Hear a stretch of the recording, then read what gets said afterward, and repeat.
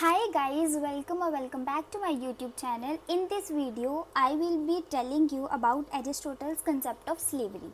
तो सबसे पहले हम आपके सिलेबस का ओवरव्यू देख लेते हैं कि हमने क्या क्या चीज़ें पढ़ ली हैं। सबसे पहले आप प्लेटो का कंसेप्ट ऑफ जस्टिस पढ़ चुके हो, उसके बाद आप प्लेटो का आइडियल स्टेट का कंसेप्ट भी पढ़ चुके हो। Then we have also covered Aristotle's classification of government and also concept of family. तो अब बचता क्या है, कंसेप्ट ऑफ स्लेवरी। तो इस वीडियो में हम इसका कंसेप्ट ऑफ स्लेवरी पढ़ के इस यूनिट को कवर कर लेंगे, इस यूनिट को ख़त्म कर लेंगे। So guys, coming over to Aristotle's concept of slavery. ठीक है, तो सबसे पहली चीज़ जो स्लेवरी है, स्लेवरी का क्या मतलब होता है? गुलामी।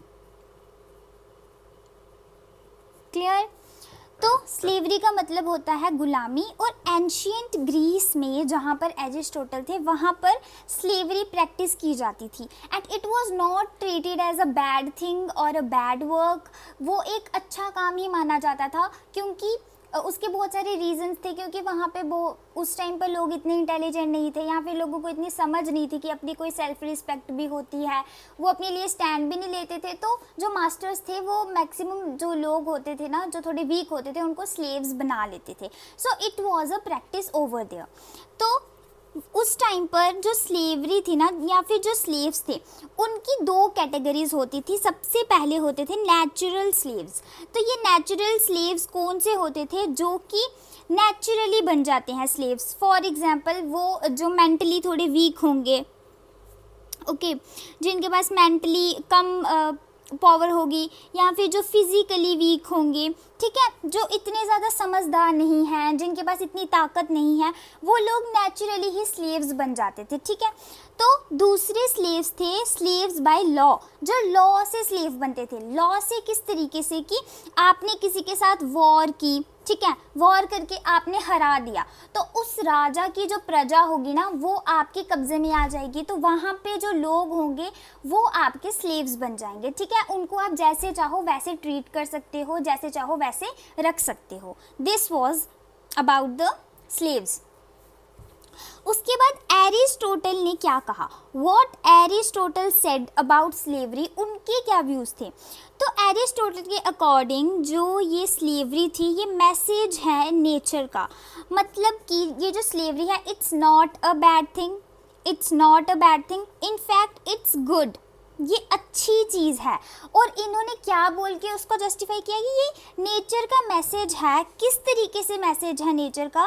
कि नेचर ने दो तरीके के लोग बनाए हैं। ठीक है, पहले कौन से लोग हैं? जो फिज़िकली स्ट्रॉन्ग हैं, ठीक है, जिनके पास फिज़िकली बहुत ताकत है, तो वो लोग हैं। और दूसरे कौन से लोग हैं? दूसरे लोग हैं जो मेंटली स्ट्रॉन्ग हैं, जिनके पास दिमाग है, सोचने की पावर है। दो तरीके के लोग हैं।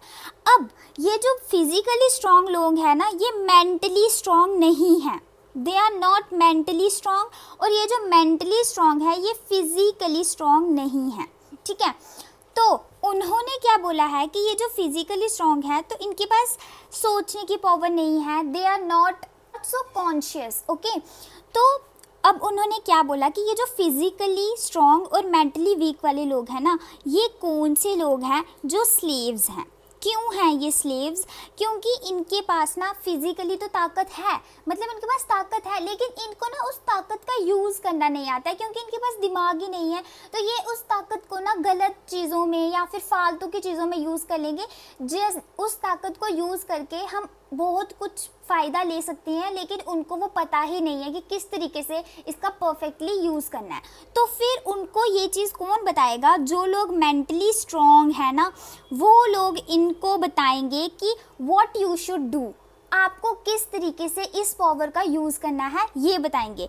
तो ये कौन होंगे जो मेंटली स्ट्रॉन्ग होंगे? ये होंगे इनके मास्टर्स। ओके, तो यहाँ पर उन्होंने इसको बता दिया कि जो स्लेव्स हैं वो होंगे और उनके मास्टर्स भी होंगे। और कौन होंगे स्लेव्स? वो लोग जो फिजिकली स्ट्रॉन्ग हैं लेकिन मेंटली वीक हैं, वो लोग स्लेव्स होंगे। क्लियर है? उसके बाद यहाँ पर कुछ रीजंस इन्होंने बताए स्लेवरी को जस्टिफाई करने के लिए। स्लेवरी के लिए इन्होंने रीजंस बताए कि क्यों स्लेवरी होनी चाहिए, क्यों होनी चाहिए, वाई। पहली चीज़ इन्होंने क्या बोली कि इट इज़ नेचुरल, कि ये स्लेवरी नेचुरल है, ये भगवान ने ही लोगों को इस तरीके से बनाया हुआ है। उन्होंने मेंटली वीक लोगों को बनाया था, इसीलिए बनाया था कि तुम जाके स्लेवरी करोगे और फिर तुम दूसरों पे डिपेंड होंगे, ठीक है। Why are they slaves? Because they are dependent upon their masters for the sake of their life, for the sake of their livelihood and everything. जो भी उनको करना है उनकी लाइफ में, हर चीज़ के लिए वो किस पे डिपेंड रहेंगे? They will be dependent on their masters, okay. उसके बाद इट इज़ यूज़फुल। दूसरी चीज़ उन्होंने क्या बोली कि स्लेवरी यूज़फुल है, वो सबके लिए यूज़फुल है, वो सिर्फ स्लेव्स के लिए नहीं या फिर सिर्फ मास्टर्स के लिए फ़ायदेमंद नहीं है, वो सबके लिए, वो सोसाइटी के लिए, स्टेट के लिए, हर इंसान के लिए स्लेवरी अच्छी चीज़ है और उससे हमें फ़ायदा ही है, कोई नुकसान नहीं है। ये सब कुछ किसने कहा? एरिस्टोटल ने कहा, क्लियर है। उसके बाद इन्होंने यूटिलिटी बताई, मतलब कि जो स्लेवरी है उसके क्या क्या यूजेस हैं, ठीक है। तो यूजेस इन्होंने 4 यूजेस बताए हमें स्लेवरी के। पहला बताया फॉर इकोनॉमिक सिस्टम, कि इकोनॉमिक सिस्टम में कैसे वो बेनिफिशियल है। देन उन्होंने बताया स्टेट के लिए कैसे बेनिफिशियल है, देन मास्टर के लिए कैसे बेनिफिशियल है, एंड देन स्लीव्स के लिए खुद वो कैसे बेनिफिशियल है, okay. So we can see कि उन्होंने क्या बताया कि जो स्लेवरी है it is beneficial for maximum everybody in the state or in the society, in the world. It benefits everything that is present in the world. तो अब Aristotle justifications देंगे कि किस तरीके से स्लेवरी इकोनॉमिक सिस्टम के लिए अच्छी है, किस तरीके से वो स्टेट के लिए अच्छी है, सबकी, और हम बारी बारी उनकी जस्टिफिकेशंस पढ़ते हैं। तो सबसे पहले उन्होंने इकोनॉमिक सिस्टम के लिए कैसे बोला कि इकोनॉमिक सिस्टम के लिए स्लेवरी कैसे अच्छी है। तो देखो उन्होंने क्या बोला कि ये जो फिज़िकली स्ट्रॉन्ग लोग हैं, मतलब कि जो स्लेव्स हैं ना, ये स्लेव्स फिज़िकली स्ट्रॉन्ग है लेकिन इनके पास मेंटल हेल्थ नहीं है, ये कॉन्शियस नहीं है, they are not mentally strong. तो उन्होंने क्या बोला कि ये क्या कर सकते हैं, ये फिज़िकली स्ट्रॉन्ग है तो ये लॉन्ग ड्यूरेशन के लिए वर्क कर सकते हैं, they can work for long time, long periods. तो फिर अगर हम इनको बताएंगे कि आप ये काम करो तो वो अपनी फिजिकल स्ट्रेंथ को वहाँ पे यूज़ करेंगे और उससे क्या हो सकता है, इकोनॉमी बूस्ट हो सकती है, it will boost the economy, okay. तो इस तरीके से वो इकोनॉमिक सिस्टम में अपना रोल निभा सकते हैं। देन उसके बाद स्टेट में उनका कैसे रोल होगा, तो स्टेट क्या होती है, स्टेट मतलब कि गवर्नमेंट ही होगी यहाँ पे। तो यहाँ पर इन्होंने क्या बोला कि जो स्लेव्स हैं ना, वो स्लेव्स क्या करेंगे, वो अपने मास्टर की हेल्प करेंगे। फॉर एग्जांपल किंग है, ठीक है, तो किंग के नौकर वगैरह होंगे, तो जब वो इसकी हेल्प करेंगे तो ये इसकी थिंकिंग पावर इंक्रीज़ होगी, ये ज़्यादा सोचेगा, ज़्यादा अपनी स्टेट पर ध्यान दे सकता है। तो जब ये ज़्यादा अपनी स्टेट पर ध्यान देगा तो इससे क्या हेल्प होगी, इससे क्वालिटी इंक्रीज़ होगी, स्टेट की क्वालिटी इंक्रीज़ होगी और वो किंग स्टेट के लिए ज़्यादा अच्छे से काम कर पाएगा क्योंकि उसकी छोटी मोटी चीज़ों का ख्याल तो स्लेव्स रख रहे होंगे, राइट। तो वो फिर जाके स्टेट को अच्छे से चला सकता है, उसके लिए अच्छी प्रोग्रेस कर सकता है स्टेट को, ठीक है। तो ये सब चीज़ें होंगी। उसके बाद उन्होंने क्या बोला कि मास्टर को क्या फ़ायदा होगा, जो स्लेव्स हैं, स्लेव्स के जो मास्टर्स हैं उनको इससे क्या फ़ायदा होगा। तो जो मास्टर है ना, मास्टर का वर्च्यू इन्हेंस होगा। Virtue is the thinking power और मॉरल, जो मतलब उनकी मॉरल थिंकिंग होती है ना, उसको हम वर्च्यू बोलते हैं। तो वो मास्टर की वर्च्यू को इंक्रीज़ करेगी क्योंकि उसके पास सोच विचार करने का टाइम निकल जाएगा, उसकी खुद की जो चीज़ें, जो नॉर्मल चीज़ें हैं वो स्लेव्स कर लेंगे तो उसको खुद पे ध्यान देने का टाइम मिलेगा और उसकी जो थिंकिंग है वो इंक्रीज़ होगी, वो और ज़्यादा मेंटली स्ट्रॉन्ग हो जाएंगे, ठीक है। उसके बाद जो स्लेव है, स्लेव को क्या ज़रूरत है भाई स्लेवरी की, वाई स्लेव नीड्स स्लेवरी, क्यों चाहिए उनको। पहली चीज़ क्या बोली उन्होंने कि इनको मास्टर्स चाहिए, because they are not capable to do their work properly. क्यों? क्योंकि उनके पास मेंटल पावर नहीं है, तो उनके पास खुद की मेंटल पावर नहीं है तो वो अपना काम अच्छे से नहीं कर पा रहे हैं, तो इसीलिए उनको इनकी ज़रूरत है, they need masters, they can't survive without their masters, okay. उसके बाद दूसरी चीज़ क्या बोली कि ये डेवलप वर्च्यू, जैसे कि मास्टर्स को वर्च्यू डेवलप करने में इससे हेल्प मिलती है, उसी तरीके से स्लेव्स भी जब अपने मास्टर्स के साथ रहेंगे ना, वो उनसे बहुत कुछ सीखते हैं, और जब वो किसी इंसान से सीखेंगे तो उनकी खुद की पावर, जैसे वो मेंटली वीक हैं तो हो सकता है कि वो मेंटली स्ट्रॉन्ग भी बन जाएं। ओके राइट, ये वर्च्यू को इंक्रीज करता है। उसके बाद एरिस्टोटल ने क्या बोला कि जो स्लेवरी है it is natural as well as desirable institution. ये एक नेचुरल इंस्टीट्यूशन है और डिज़ायरेबल इंस्टीट्यूशन है, मतलब कि we desire this institution, we need this institutions, correct. उसके बाद एरिस्टोटल ने स्लेवरी सिस्टम में कुछ रिफॉर्म्स, जो उस टाइम पे एग्जिस्टिंग स्लेवरी सिस्टम था ना, उसमें उन्होंने कुछ रिफॉर्म्स बताए कि एक दो चेंजेस कर लो बट चलने ऐसे ही दो, ये जो स्लेवरी सिस्टम चल रहा है it is good for the society, लेकिन इसमें थोड़े बहुत रिफॉर्म्स कर लो मेरे कहने पे तो ये और ज़्यादा अच्छा बन जाएगा।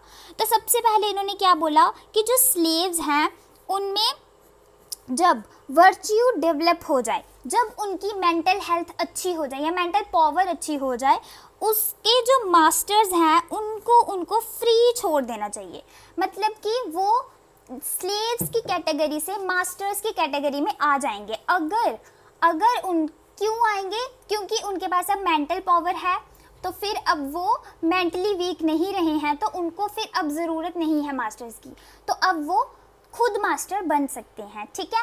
तो उन्होंने ये रिफॉर्म बताया। दूसरा उन्होंने बताया कि जो मास्टर्स हैं उनको टेक केयर करनी चाहिए अपने स्लेव्स की, और उनको अच्छे से ट्रीट करना चाहिए, मतलब they should not bully them, they should treat them with respect, with love and care, उस तरीके से उन्हें ट्रीट करना चाहिए, ठीक है। उसके बाद अब जो एरिस्टोटल ने स्लेवरी सिस्टम बताया है उसके कुछ क्रिटिसिज्म्स हैं।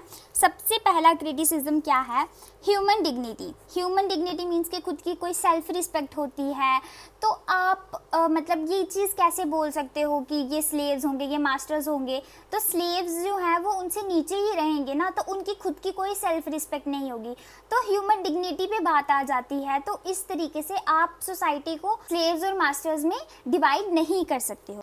Then second thing was slavery is natural. दूसरी चीज़ उन्होंने बोली कि स्लेवरी नेचुरल है, तो ये भी एक क्रिटिसिज्म है कि आप कैसे बोल सकते हो कि वो नेचुरल है। God has created everybody equally, उन्होंने सबको इक्वल बनाया है, तो वो लोगों में डिस्क्रिमिनेशन क्यों करेंगे, वो क्यों बोलेंगे कि आप इस इंसान को स्लेव बना दो, इसे मास्टर बना दो, उनके लिए तो सब इक्वल है ना, तो आप ये चीज़ कैसे बोल सकते हो। So this is a wrong concept. उसके बाद उन्होंने मिसयूज़ का कंसेप्ट दिया कि जो स्लेव्स हैं उनका मिसयूज़ भी किया जा सकता है, ज़रूरी नहीं है कि उनका मास्टर उनको अच्छे से ही ट्रीट करे। मैक्सिमम टाइम्स जो मास्टर्स होते हैं वो स्लेव्स को मिसयूज़ करते हैं, उनका गलत इस्तेमाल करते हैं, उनसे अपनी सेल्फ फ़ायदे के लिए उनको यूज़ करते हैं। So this is not a right thing. तो उसके बाद डिसयूनिटी इन द स्टेट, इससे स्टेट में डिसयूनिटी आ जाती है, यूनिटी नहीं रहती है लोगों में। जो मास्टर्स होंगे वो ऊपर चले जाएंगे, स्लेव्स नीचे चले जाएंगे, तो वो यूनिटी नहीं रहेगी, कोई ऊपर हो गया कोई नीचे हो गया, तो वो क्या हो रहा है, इसकी क्लासेस बन रही हैं। So it will disunite the state. उसके बाद फिफ्थ चीज़ क्या है, इन्फीरियर, कि जो स्लेव्स हैं वो इन्फीरियर हो जाएंगे, मास्टर्स जो हैं वो सुपीरियर बन जाएंगे। So this was the criticism of Aristotle's concept of slavery, ठीक है। This was it for today's video guys. I hope you liked this video. If you liked it, share it with your friends and comment me down below any question, any query or anything you want to know from me. Thank you so much. Take care. Bye bye.